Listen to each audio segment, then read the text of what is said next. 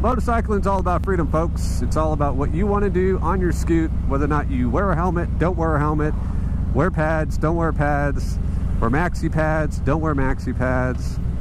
Green Sally up, green Sally down, last done start, gotta tell the ground. Green Sally up, green Sally down, last done start, gotta tell the ground. Green Sally up, green Sally down, last done start, gotta tell the ground.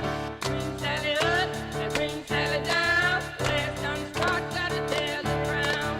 Green Sally up, green Sally down, last done start, gotta tell the ground. Oh, Miss Lucy dead and gone, left me here to weep and moan. One of the questions that gets brought up a lot, or I get a lot of comments on, is why do I ride with no hands so much? Well, that's a good question. Because I can?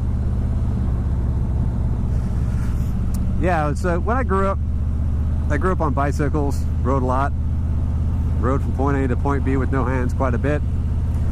Yeah, so I would literally ride, I'd hop on my bike and I would go from point A to point B, miles and miles with no hands. And I just got so used to it that it's funny. It's like I hop on a bike that's very well balanced. Like my Triumph Thruxton, I couldn't do that as much. For one, they didn't have cruise control. That's probably the big reason why I do it more on the Road King, because it's got cruise control. But on the Thruxton, it was just the way it was balanced. Wasn't quite as good. But on the Road King, hit cruise control, take my hands off, and that thing's like straight as an arrow. I'm like, why not? Yes, it's dangerous. I know that the safety advocates out there, the ones that usually get up in arms about it. But motorcycling's all about freedom, folks. It's all about what you want to do on your scoot, whether or not you wear a helmet, don't wear a helmet, wear pads, don't wear pads, wear maxi pads, don't wear maxi pads, wear bra protectors, wear pant protectors, wear pocket protector. Whatever the case may be, it's all up to you and what you want to do. That's one thing I like about the state that I live in. As far as rules and regulations, they give you the freedom to do what you want to do, and they don't regulate you and tell you what they think you should be doing. Some states, as far as requiring motorcycle helmet laws, things of that nature, even though I think personally think it's a good idea, I don't think I should have to tell you what to do with your life. If you want to go out there and do it, you do it. So, back to no hands. I do it because I can. And it's my own prerogative. Like I said, if I'm doing this and a dude jumps out in front of me, you know what? I made my choice.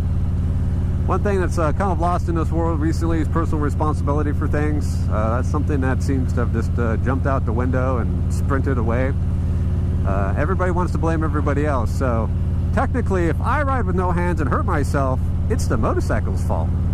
I actually know it. Maybe it's the motorcycle manufacturer's fault. So maybe I should sue them.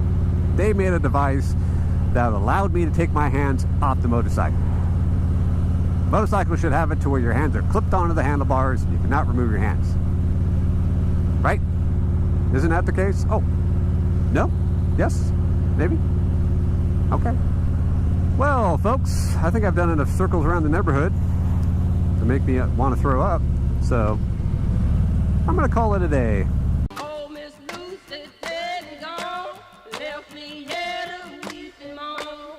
Green Sally up, green Sally down, last done start, gotta tell the ground.